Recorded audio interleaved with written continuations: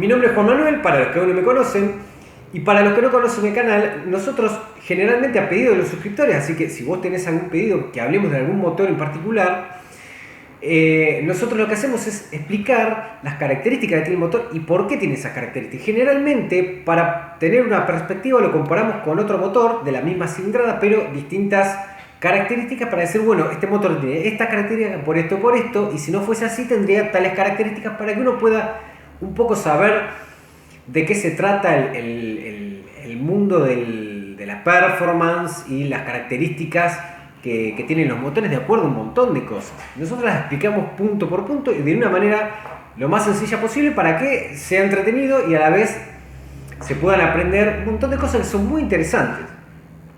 Este caso en particular vamos a hablar de la marca Vogue, que curiosamente tiene dos motos trail, tiene tres en realidad, pero vamos ahora a hablar de la 500 y la 650, que lo curioso de estas motos es que tienen la misma potencia. Entonces decimos, bueno, ¿cuál compramos? ¿La 500 o vamos a la más grande? Si tienen la misma potencia, ¿qué razón tendría comprar una moto más grande, que por consecuencia va a pesar más, va a consumir más y demás, si va a tener la misma potencia? Bueno, tiene su razón de ser y tiene mucha lógica y nosotros ahora te lo vamos a explicar. En el mundo de las motos de torque, que son los enduro o son los cuatriciclos fundamentalmente, utilizan un solo cilindro. La Vogue 650 tiene un solo cilindro. En el mundo de las motos trail que buscan cierto torque y cierta potencia sin irse al extremo del torque, porque esto es así, mientras más torque buscamos, perdemos más potencia. Y ahora lo vamos a explicar. Mientras más potencia buscamos, perdemos torque. Entonces, y fundamentalmente esto viene de la mano de la cantidad de cilindros que se ponen. Por eso que las motos que son muy potentes y por consecuencia tienen muchísima velocidad final, usan 4 cilindros y carrera corta, que justamente usar más cilindros es una manera de buscarle la vuelta para que la carrera sea más corta, y ahora vamos a explicar para qué. Y los motores de torque, de fuerza, que empujan, necesitan un solo cilindro, no dos. Entonces tenemos los dos extremos. El problema es que un solo cilindro desarrolla poca potencia, poca velocidad, pero un torque brutal. ¿Qué pasa con las motos trail? Son las reinas del multipropósito. Entonces, ¿qué van a buscar? Una moto que tenga una buena velocidad final y que tenga torque también. Porque cuando bajemos con esa moto pesada, que no es un enduro, a hacer un poco de off-road y queramos hacer algo un poco extremo, vamos a necesitar torque, porque si no, vamos a terminar quemando el embrague para acelerar y poder ir saliendo de los lugares, y va a ser una moto que no tenga cualidades off-road, cuando muchas de estas motos buscan tener buenas cualidades de off-road. Bueno, en el caso particular de la Vogue 650 es un motor que tiene muy buenas cualidades de off-road, mucho mejor que el 500. Y lo vamos a explicar. ¿Qué pasa cuando es un solo cilindro y cuando son dos? El torque se mide haciendo el promedio de un ciclo completo. Cuando tenemos un solo cilindro de, pongámosle 500 centímetros cúbicos para hablar de la misma cilindrada y no marearnos con distintas cilindradas, tenemos un solo cilindro de 500 centímetros cúbicos, todo junto en un solo cilindro. ¿Y qué es lo que pasa? Genera la explosión, el pistón baja, y cuando baja ese pistón es el empuje que le da para que gire la rueda. Es un empuje muy contundente de todos los 500 centímetros cúbicos juntos en ese empuje, que van a generar mucha energía. ¿Qué pasa en el dos cilindros? Van a ser dos empujes en lugar de uno, primero uno y después el otro. Pero en un motor de 500 centímetros cúbicos son dos cilindros de 250. Entonces cada uno de sus empujes va a ser mucho más débil. Cuando nosotros pongamos en el banco el motor, curiosamente nos va a decir que tiene un torque parecido. Y tiene un torque parecido porque promedia, nosotros hacemos 10, ponele que tenga el de un solo cilindro, haga un pico de 10 kilos y el de dos cilindros haga dos picos de 5 kilos. Nosotros en un ciclo donde tengamos un pico de 10 y 0, en el caso del bicilíndrico vamos a tener un pico de 5 y otro pico de 5. Vamos a hacer 5 más 5 dividido 2, va a ser 5. Y en el otro vamos a hacer 10 más 0 dividido 2, va a ser 5 también. Entonces decimos, tienen el mismo torque, pero se comportan muy diferente. Por eso uno va a la ficha técnica y esto en particular es interesantísimo saberlo. Y después tiene otra muy buena característica del monocilindro que ahora la vamos a explicar a continuación. ¿Qué es lo que pasa? Y para hacerlo gráfico y fácil, si nosotros tenemos una madera y tenemos un clavo y le damos un golpe de 10 kilos y se mueve un poquito, alcanza a entrar un poquito el clavo porque la madera es muy dura. Si nosotros le damos dos golpes de 5 kilos, o sea que sumamos 10 kilos de energía pero dividida en dos, como pasa con los dos cilindros y no uno, lo más probable es que el martillo rebote las dos veces y el clavo no entró. No entró lo mismo que si le hubiésemos dado 10 kilos de uno. Y sin embargo, le dimos 10 kilos repartidos. Entonces el comportamiento es igual. En la rueda, cuando nosotros le damos 10 kilos de fuerza, la rueda gira. Entonces nosotros vamos a querer acelerar a pocas vueltas. La rueda va a girar y el cuatriciclo va a trepar sin problema, con mucha más facilidad que si fuera de la misma cilindrada y de dos cilindros. Por eso no hay cuatriciclo de dos cilindros, excepto un Banshee o cosas muy poderosas, ¿no?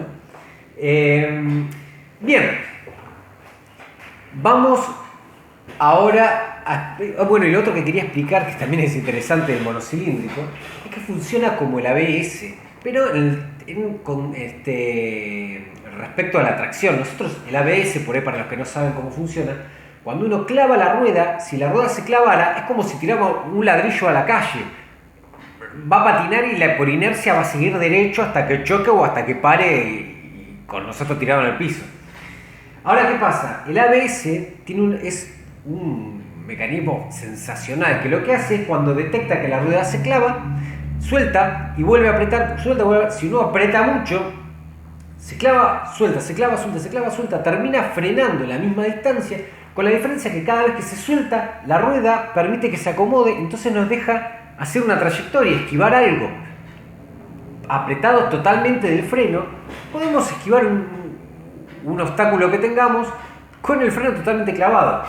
Eso ha salvado quién sabe cuántos, miles de vidas, porque muchos hubiesen clavado el freno, que es el maldito acto reflejo que uno cuando es muy experimentado por ahí lo puede dominar un poco mejor, pero el acto reflejo de supervivencia es clavar el freno. Es casi inevitable que no nos pase eso. Entonces con la vez clavalo tranquilo, que vas a poder maniobrar igual.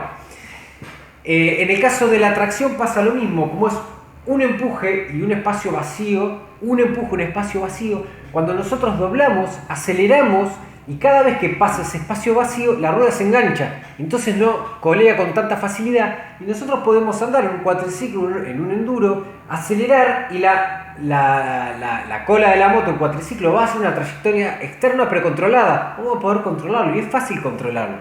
Si uno hace la prueba va a decir, esto es mucho más fácil de lo que parecía. Es gracias al monocilíndrico, es algo fantástico. En los 4 cilindros eso es muy difícil de lograr. Y Yamaha desarrolló el sistema Crossplane para usar en el R1 y justamente fue para tratar de lograr algo de eso, que es agrupando las explosiones de los 4 cilindros y dejando espacios vacíos más grandes para que la rueda se enganche mejor. Y gracias a eso Yamaha logró ganar algunos segunditos extra y no por nada Yamaha está siempre en el podio. Bueno, perfecto, explicado el monocilíndrico con todas sus grandes virtudes. Por consecuencia ya sabemos que el motor del Vogue 650 va a tener estas características. Si querés andar en la arena, hacer off-road, meterle, trepar y demás, el 650 es mucho más apropiado. ¿Y dónde encontramos la diferencia? Hablamos de torque y de potencia. Aparte, el 650 logra menos potencia, pero consigue muy buen torque, y aparte porque tiene una cilindrada mayor. El torque del 650 es de 60 Nm contra 43 del 500.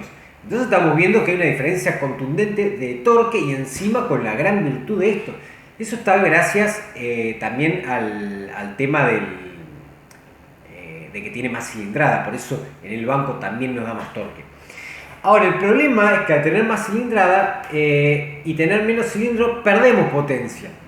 Y ahí en el banco nos acusa directamente que perdemos potencia y no hay tutía.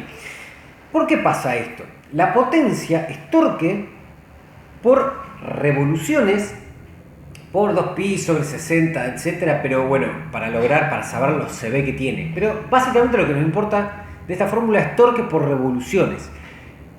cuántas revoluciones logra ese motor para conservar la fuerza, esa fuerza, es lo que por consecuencia nos da la potencia. Y la potencia, que es velocidad final, básicamente es velocidad final.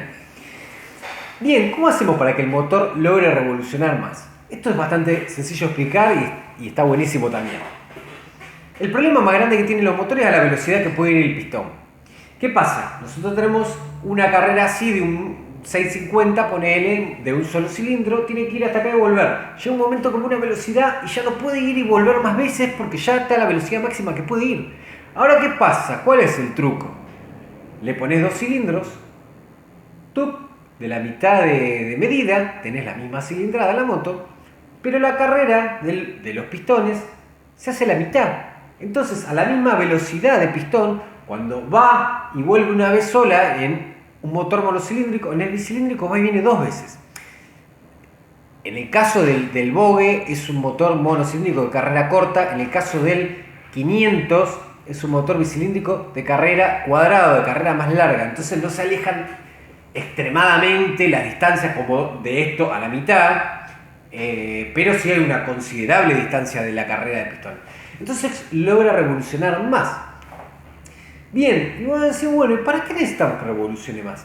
Pues si revoluciona más, puede estirar los cambios más. Tan simple como eso. En primera, una moto que hace 10 km por hora cada 1000 revoluciones, en primera, en segunda, ponele, un motor que llega a 6000 revoluciones y no puede revolucionar más, va a 60 km por hora. Con la misma caja de cambios, vos le pones 2 cilindros, lográs que revolucione a 10.000, 12.000, dependiendo de la geometría del motor, y en el mismo cambio, en vez de 60, va a llegar a 120.